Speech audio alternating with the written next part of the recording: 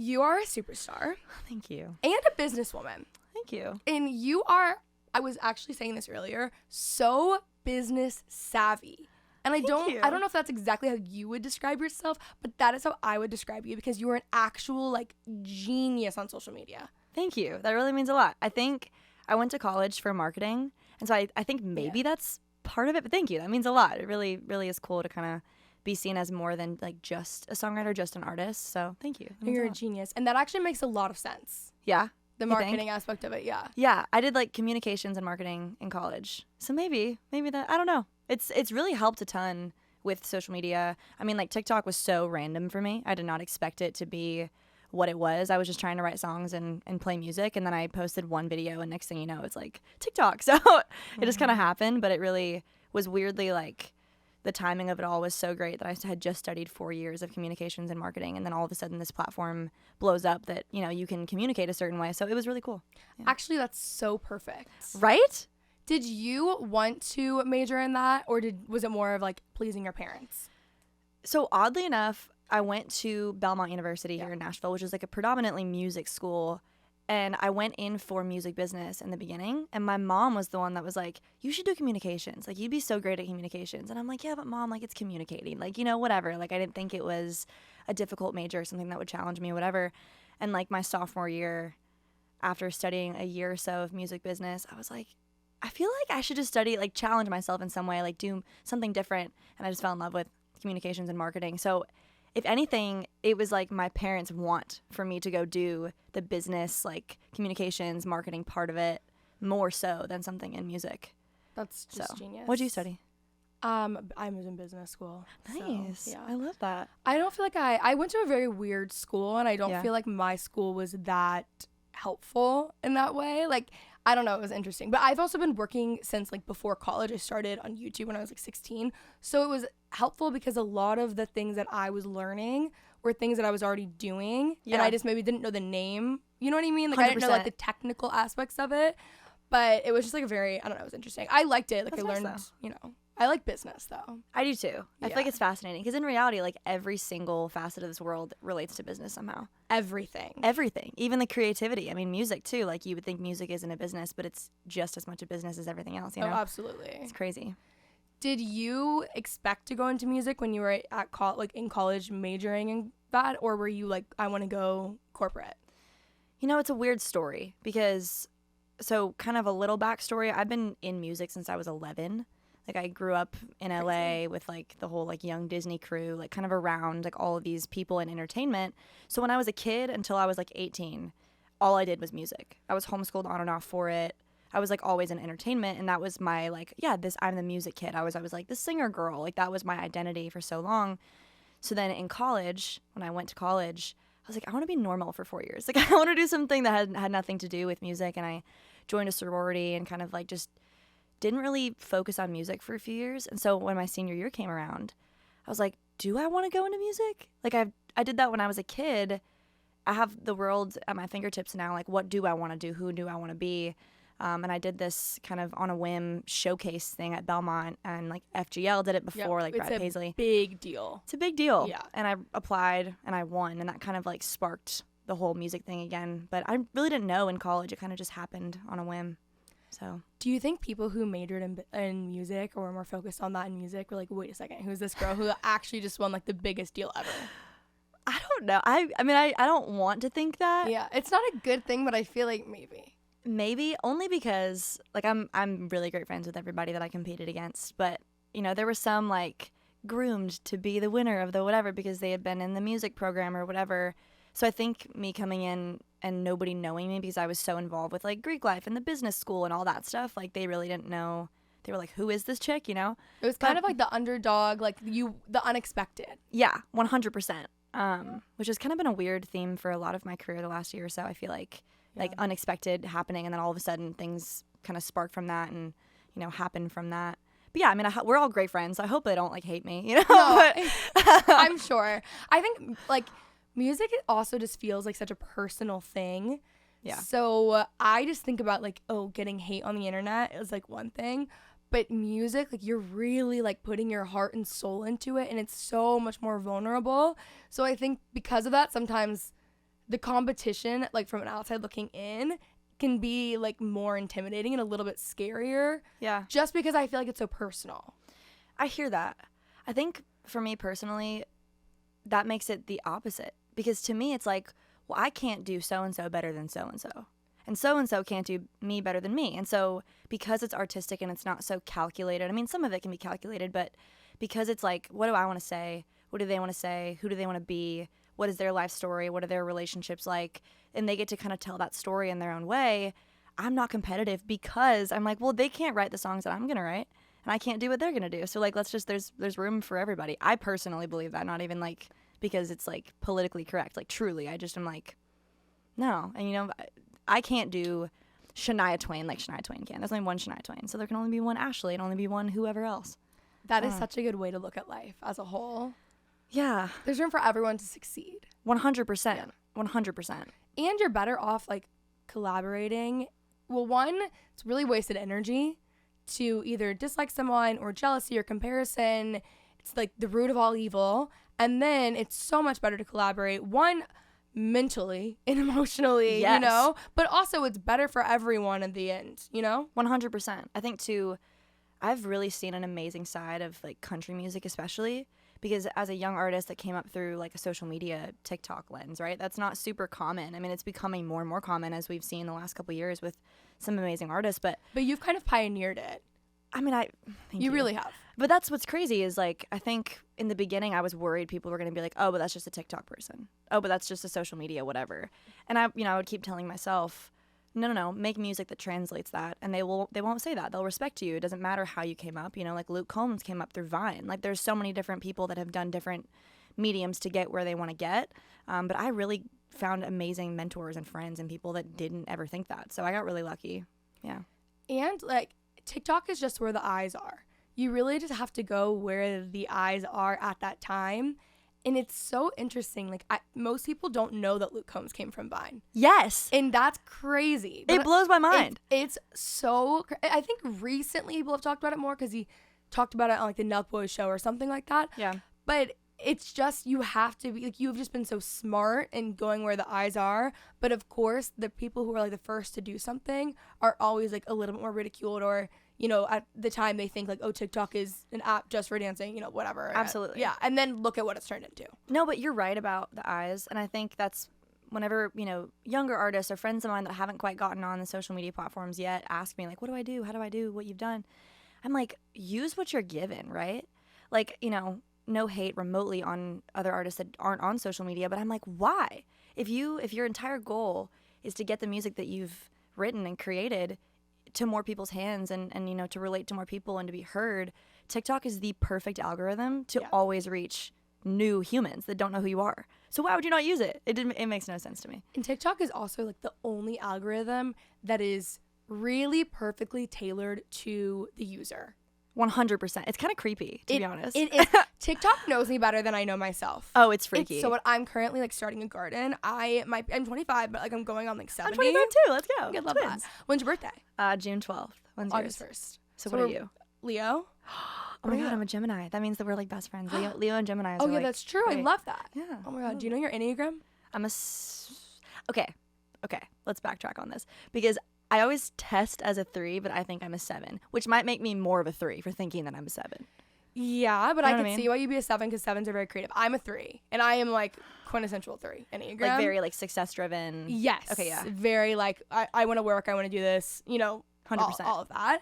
But I could also see you being a 7. See, I feel like I see both, though. Yeah. But it's the business savviness in you that brings out the 3, the success. Okay, so that's what people always say, like, well, maybe you're a 3 because of that one trait. But I think it all boils down to the core fears and desires or something. Yes. What's your biggest fear? That's what I'm saying. So reading them down, I'm also like, am I convincing myself that I'm one when I'm the other? But, like, for me, like, my biggest fear is, like, not connecting with people, like, never feeling like somebody truly knows me. Like, I want so badly to have, like, the understanding, the connection, like, deeper levels of friendship than just, like, hey, how are you? Cool, moving on. Yeah. Which I don't know what that makes me. I don't know what the fear is for a 7. The fear for a 3 is fear of failure. See, but it's interesting for me because the way that I view success now is very different than how I viewed success at even 20. And I also started working at 16. So like that, it's not like I'm like I'm like a decade in at this point. For sure. But my biggest fear is failure, but the way that I view quote success is not in the way that I think either a typical 3 would be, or even just how I did 5 years ago. Like it's not about like achieving X, Y, and Z, or making X amount of money, or living in a certain place, whatever it is that you would like qualify as maybe like the American dream of success. Yeah. It's more like I want to make everyone's world around me bigger. I'm a 3-wing 2, which that makes a lot of sense when I say that. I think I only know 3-wing 4s. So 3-wing 2 is interesting. Okay. Yeah. So it's like the 3 is the achiever and the 2 is a supporter. So I want to like make all my dreams come true, and I want to support my friends in doing so as well. So I'm the person who's like, you should do this. This is your business plan, whatever. But it's more like success to me is like living a really happy life where I have really meaningful friendships and relationships. But see, same. Okay, yes. that's what I'm trying to say. So that's how I feel. Yeah, so maybe. Maybe I'm a 3. I don't know. I think, okay, are you terrified of negative emotion? Like, do you try to avoid it at all times? Yes, okay. It depends on the thing. Think about this. Would you rather go into the ocean or into space? But like deep, deep, deep in the ocean, or obviously deep in space? They both terrify me. Okay, so typically people who don't want to go deep in the ocean don't want to deal with their own emotion, and like they are thinking more about the future than like their past. People who want to go into space are typically the opposite. See, yes, and I wish I could just like easily answer that. To me, I have like a massive fear of being trapped. I've never admitted that before. Wow.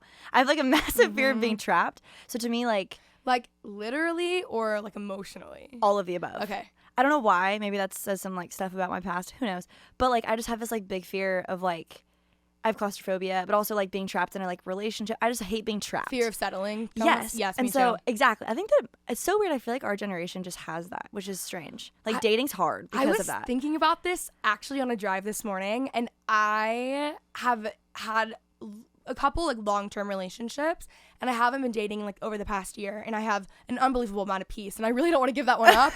But I was thinking about this, I'm like, I said this to a friend the other day. I was like, maybe I do have fear of commitment, right? And they looked at me and they're like, yeah, obviously. I'm like, okay, so you don't have to answer this if you want to, but like, are your parents together? No, they're divorced, and very much so divorced. Okay. Yes. See, because I was gonna say, I think the reason why I have this massive fear of like commitment, being trapped, is because my parents are incredible. They're amazing. Yes. But they have a very codependent marriage, right? So to me, and I think a lot of our generation has seen our parents like either super codependent or not together, and it just freaks us out. I think it's just like our parents freak us out.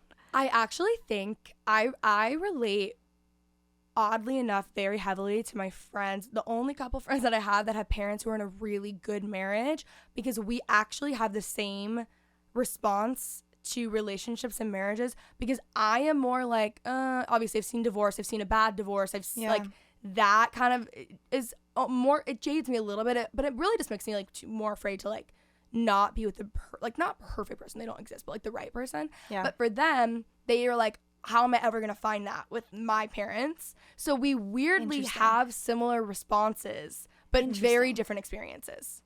See, that's interesting. I think to me, the reason why I'm like terrified of like getting married or whatever is because my parents have been so beautifully codependent that like I feel like marriage doesn't work unless you are codependent. And I know that it does. There's beautiful examples of it working when it's not, but I think my home team example is that, and I'm just such an independent person that I'm like, how am I supposed to be? One of my friends, Kylie Morgan, put out a song called Independent with You, and I'm like, that's such a true song, right? Like, I don't know, it freaks me out to think about. And also, you know, being a young musician in this career, it's like, would I even be a good girlfriend to somebody? Because I'm so busy and so like consumed with like achieving, making stuff happen, like this kind of phase in my life. So I don't know. We'll see. It's kind of freaky. I don't know. It is interesting too, because I think that obviously I'm not a touring musician, but I travel a lot and I work a lot, and I'm like, I think that too. I'm like, would I even have time for this? And I'm like, a guy never thinks that. Like, really doesn't think that. True. Not never, but you know what I mean? But it's an interesting, like, dynamic, because I feel like there's just there's pressure on both, but there's a different kind of pressure.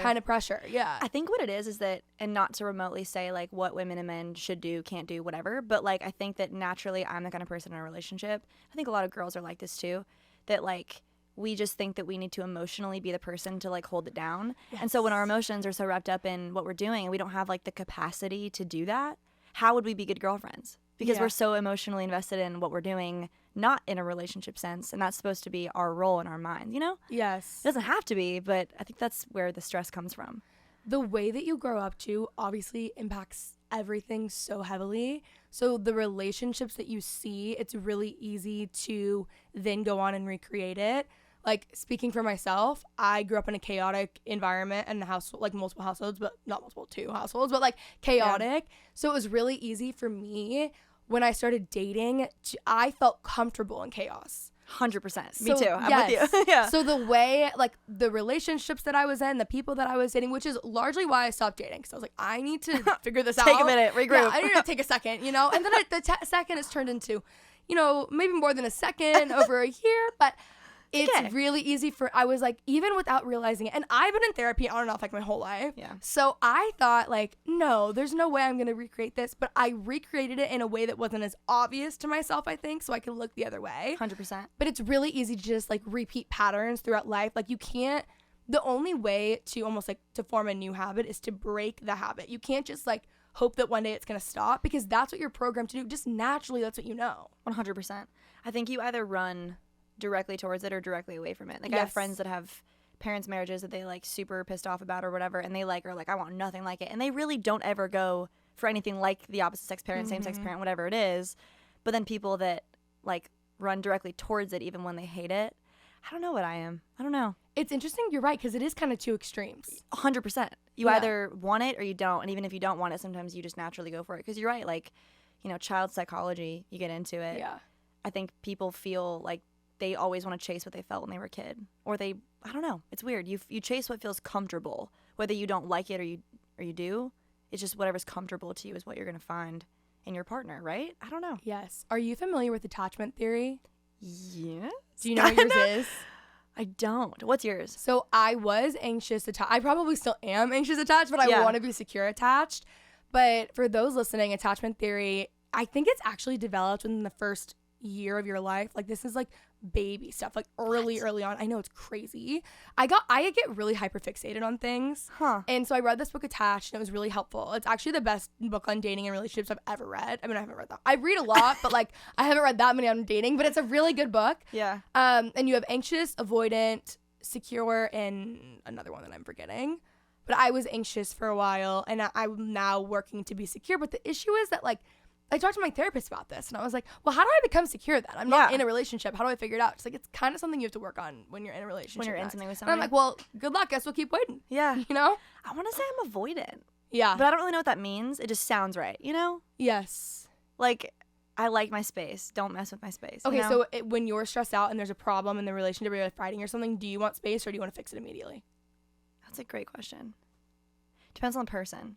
Yeah. Because, like, I've dated people that, like, if we get in a fight, and we're like, okay, well, let's hash it out. Then we just end up going in circles for 3 hours, and then I'm exhausted by the end of it. Yes. Or I've been with people that, you know, we get in a fight, and we can, like, sit down and logically hash it out. I'm a very logical person. I feel like I'm not very, like, emotional, like, when it comes to fights, because I'm like, that doesn't save any time for us. Such so a let's good just quality of yours. Well, thank you. No, I'm just like, I feel like let's just, you know, put our logical hats on and figure it out and put the emotion out the window, and then we can revisit that in a minute. Let's just, like, hash out what the actual root cause of this is. And if we can figure that out, chances are it'll fix the fact that I'm hurt or you're hurt or we're upset about something. Mm-hmm. So I think that normally I'm somebody that's going to sit down and hash it out. Does that make me a secure person? I don't know. What does that make me? Yes, I think it could be, you could lean between the two as well. Maybe. So it could be maybe you lean avoidant sometimes, but you would be more secure. It also just depends on, like, the time in your life. Like, I'll test at different times. And you're one or the other. Yeah. So it just depends. The only one I'm not is avoidant. You know? But my like, best friend is avoidant, and we have similar things, but the way we even react to dealing with anxiety is opposite. So we are so similar, but the way that we respond to things is, like, polar opposite. Different. Yeah. So she's avoidant and I'm anxious. But opposites attract, right? Because if you have 2 avoidants, then you'll always be running and nobody's going to chase. Well, no. Okay, so the worst thing that you could do if you are an anxious person is to date an avoidant. Because they're always going to be running. And you're interesting. Yes. So you should the goal is to always be secure yourself, and then also be with someone who's secure. But I guess But you would think it would be you would want both of them, but it's actually, I would have thought that, but it's actually bad. Huh.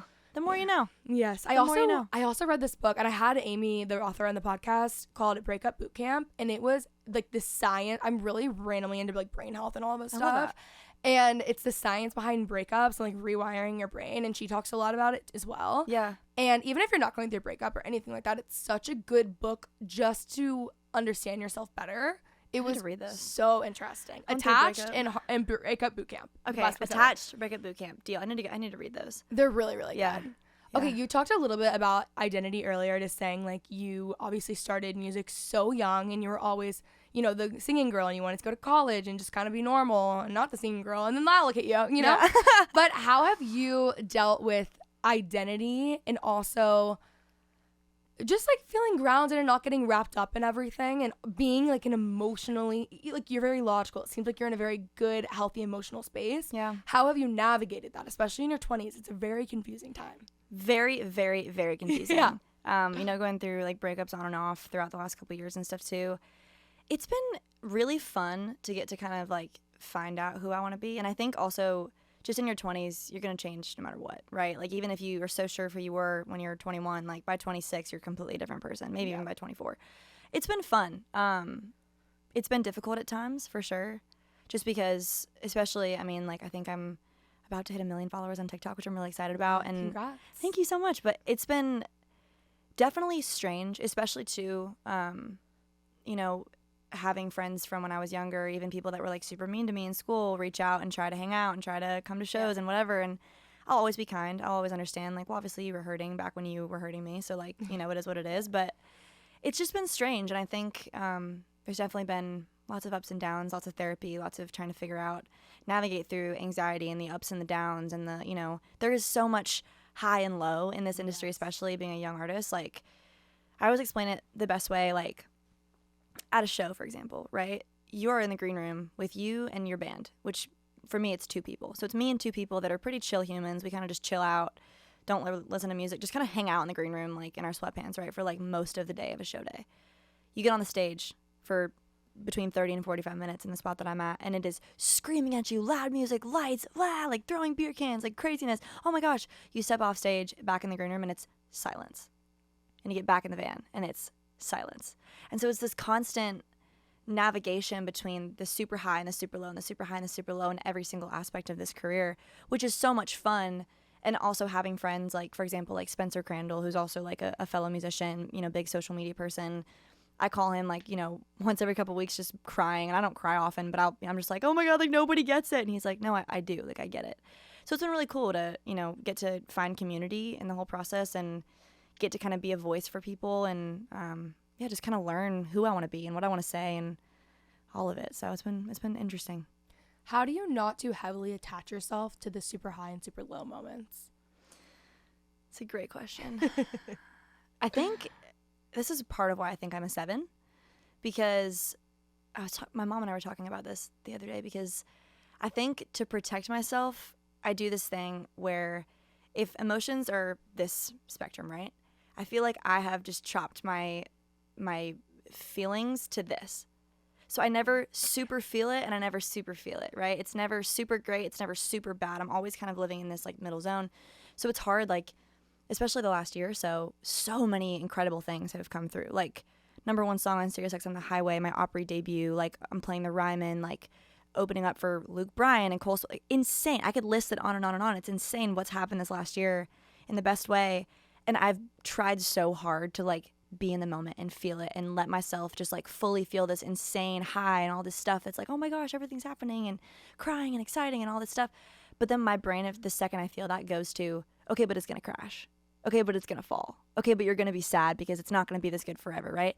So I think I've just kind of kept myself in this middle zone where I'm like, I'm really, really happy and I'm proud of myself. But if it does all crash and burn tomorrow, I'm not going to like want to die, you know? Mm-hmm. Like I'd be okay with that because I know I'm secure in myself and I know that I've done everything that I can do, you know? How do you build security within yourself? Journaling. That's a big thing for me. Same. Me too. Yeah, it's a big thing. I feel like especially I have like raging ADD and I talk really fast, as you can tell. Same. And so, yeah, and I think I don't just, have ADD, but I talk fast. yeah. We're having a great conversation Yes. because of this. But yeah, I think getting out a piece of paper and forcing myself to like only write a word at a time makes me like really zone in and focus on what I'm doing, and it's helped me to realize a lot about what I'm actually thinking and what I actually want, which has helped me to build security. It's it's tough, and especially putting yourself out there on social media. Haters can happen and all this stuff can happen, and it's like, how do you build security in that? And it's there really isn't like a right answer. For me, it's just opening up to people that I care about and I trust about, like, hey, I'm really pissed off about this. Like, somebody called me fat. Somebody said this about whatever the hell feature I have. Somebody that I can't change. Somebody hates my voice. Somebody whatever. Like, somebody says I sound like so-and-so that I don't, whatever. Like, it just happens. And it's like, you have to have people that you trust, and you can't act invincible because nobody is. And it just seems ingenuine if you don't just be like, hey, this sucks. I'm hurting. This sucks, Similarly to not being, you can't give that much attention to the hate comments. You also can't attach yourself to all the good things people are saying about you, because while obviously that's more positive, that's also building a confidence or a security based off of other people's opinions of you and other people's words. 100%. And that is very unstable. I'm also a really indecisive person. I don't know if you are too. I'm super indecisive. So commitment issues. We're like the same person. It's fine. We are.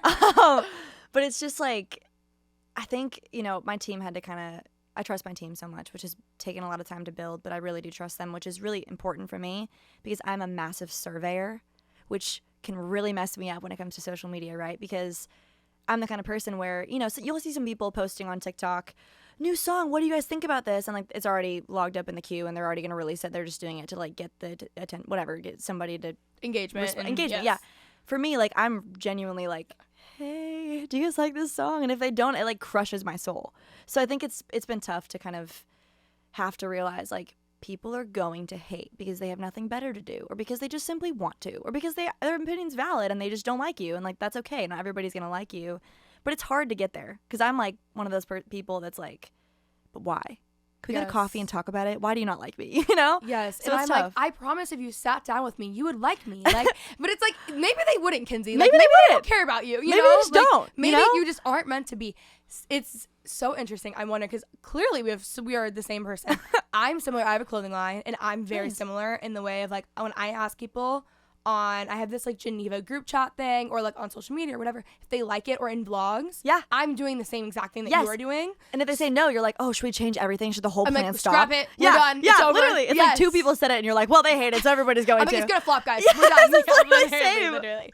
Okay, I'm curious if you will relate to this, because I feel this way on creating security, similarly with journaling, which has been, and confidence, that's a huge thing.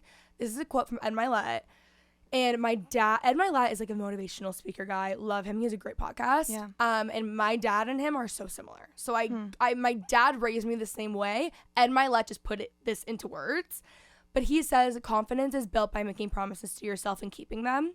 And I think it's in like the small, mundane stuff. So if you are a girl, like something as small as, if I say I'm going to go on a morning walk every day, I will make that promise to myself and keep it, because confidence is trust. So if I know that I can trust myself to follow through with something, that's when I build confidence. But something as small as journaling, because I do it every morning, or I'll do it like however many times a week, or just know that I will open up it to do it, has helped me with security. Working out has helped me, not in a vain way or whatever. 100%. But it's because it's like, that is a promise that I made to myself, and I'm keeping it. Therefore, I'm slowly over time building confidence. And I think the issue at different times, like especially as a girl, we try to build confidence in the wrong things, when confidence is trust. So you just have to build trust within yourself. 100%. Yes. That's a really great quote. I love that. But, again, with that mentality, going back to social media, how do you build confidence and trust if you can't rely on people to be consistent on comments? You know what I mean? Because you have to do it within yourself. Like, you just say, I don't care. Like, let them say whatever they want to say. Yeah, right? yeah, but I mean, easier said than done. That's what I'm saying. It's one of those things where I also like really personally like separate myself from like I'm the exact same person on the internet as I am in real life. Me too. That's the first thing people say to me when they meet me from like videos or podcasts or whatever. Me too. I really We're the same person. What the hell? Okay, yeah. So with that, it's a little bit more personal, and sometimes things will bother me a little bit more depending on how I'm doing emotionally. Sometimes things don't bother me at all. Sometimes they bother me more.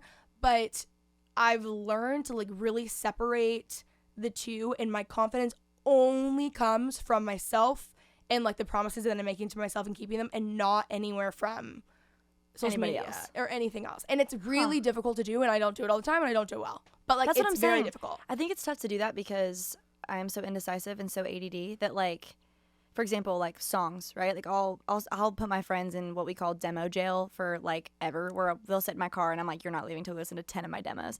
And so they're like, okay, we're doing it. And it's so hard for me if I think a song is a banger, if I think a song is so great and I'm like obsessed with it, if two of my friends are like, you've done better. Yeah. I immediately, even if it goes viral, even if everybody cares, I'm like, but why did they say that? Why did they not care? So it's hard for me to build confidence in myself and in my own thought processes when so much of my life, for my entire life, has always been, you know, people around me that I care about and I respect their opinions, what they think. But it's just tough because it's like, okay, but like you can't please everybody.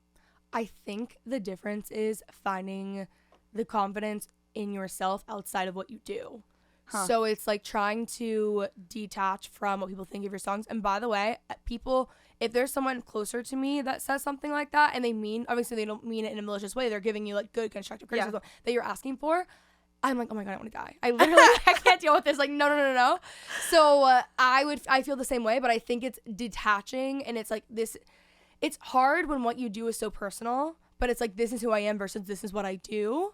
So the confidence that you're building isn't necessarily even in your career, even though over time, like it translates to that. It's just within yourself and like your relationship with yourself. So journaling is like building the relationship with yourself as well.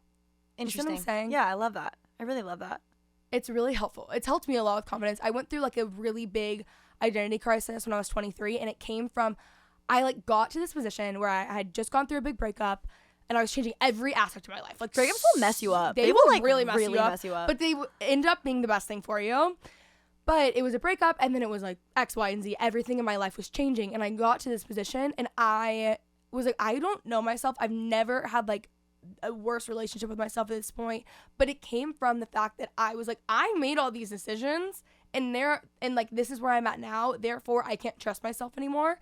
And that was what made me go into this identity crisis. And then over time, which I didn't realize, I couldn't tell you at that point that that's really what did it. Yeah. But over time I've realized like, oh, I just didn't trust myself anymore because I dated this person, or because I did this, or your judgment was off. You didn't know. You couldn't see the signs. Yes. Literally, yes. Which isn't like everyone does it, but because I'm very hard on myself. Are you hard on yourself? Oh my gosh. Yeah, I was like, I'm feeling this. Yes, it's hard because, and I, similar to you, I know you talk about how much you care about like relationships and like deep conversations and connection with people and things like that. Yeah.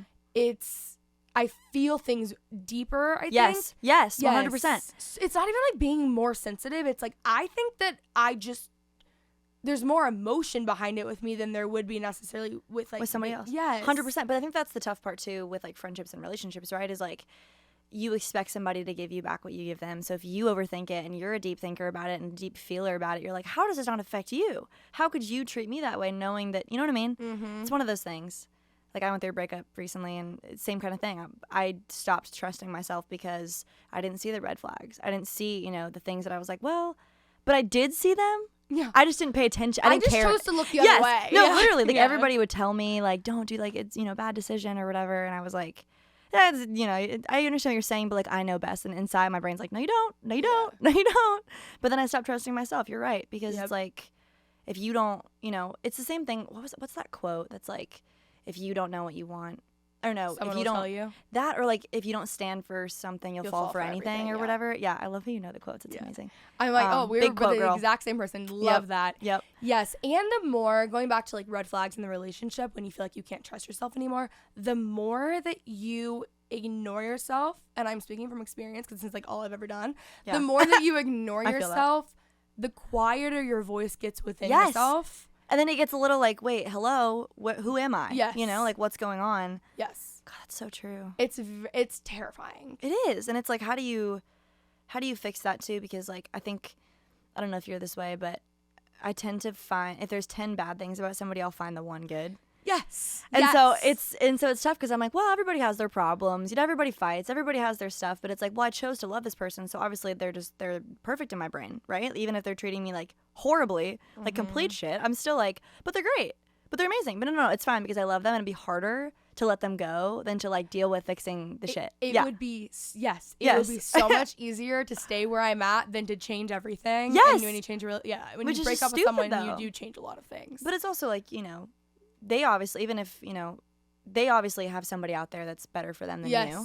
And you have somebody better out there. It's y'all are toxic because of y'all interacting together. You are not the right fit for each other. Exactly. Just because a breakup happens and that person isn't for you doesn't mean they're a bad person. They have someone else, you have someone else. 100%. It just sometimes doesn't work out, and sometimes they are a bad person. Sometimes they just suck. Yeah, I was going to say, sometimes they just suck. And sometimes, like, I've been wrong in relationships 100%, too. me too. 100%. So it's like, it's tricky. How do you feel about self-compassion? What is that? What do you mean? Like having compassion for yourself? Yes. I was like, wait, hold on. I don't know. I've never thought about it. What do you define that? Okay, so I say this because during when I went through a breakup and I was feeling the same way where I couldn't trust myself, that's what my therapist was saying. She's like, you would give this compassion to your friends. You'd be like, hey, everyone messes up. Everyone makes the wrong choice. Why can't you give that same compassion to yourself? And then it's been this whole thing. I actually am like looking for a self-compassion like TED Talk speaker or a therapist or someone to like come on the show because I had such a hard time with it. Like I just couldn't. I was so much harder on myself than I ever was on anyone else. I would never even be hard on my friends. I think I'm the same way. Yeah. I think that it's natural to be that way. I feel especially, like most people. I feel like I'm more and more that we talk, I feel like I'm a 3. Because especially being somebody who's like very like career driven, like wanting to achieve and like workaholic, if you will, like stuff like that. It's like, you don't have time for compassion for yourself. And if you mess one thing up, it's like, okay, but that's the end of the world because I didn't do this one thing right? It's like being a perfectionist in some ways too, which is weird because I'm a very chill person, but I'm also very, like, I like to, like my team even tells me all the time, like, I like to have my hands in everything that I'm doing. It's hard for me to just like hand over what's happening to somebody else because I'm like, no, but that's reflecting on me and I know I could do it right. So like, let me make sure that it's being done right. Yep. So it's hard to like take time to have compassion and give yourself grace and the benefit of the doubt because you could have done it right. Mm-hmm. So why did you do it wrong? Yes. And then you like overthink that part of it and then it's like you're, depressed and in bed for a week because you're like, shit, like I messed it up. Especially when everything that you do is like not rated, but you know what I mean? Like yes. There's an immediate response to so many things. So that is very difficult. 100%. It's the worst. This has been such a good episode. I could talk to you for like 4 more hours. I know, me too. We'll let you go. Where can they find you on social media and all of your music? Yeah, so pretty much everything is just at Ashley Cooke or It's Ashley Cooke or The Ashley Cooke, I think it is. Cooke with an E, so COOKE. Pretty much everything across the board is just my name, Ashley Cooke with an E. So, yeah. Thank you. Yeah, thank you. You're the best. All right, guys, I hope you enjoyed. If you did, let me know by giving it a nice thumbs up and subscribe for more.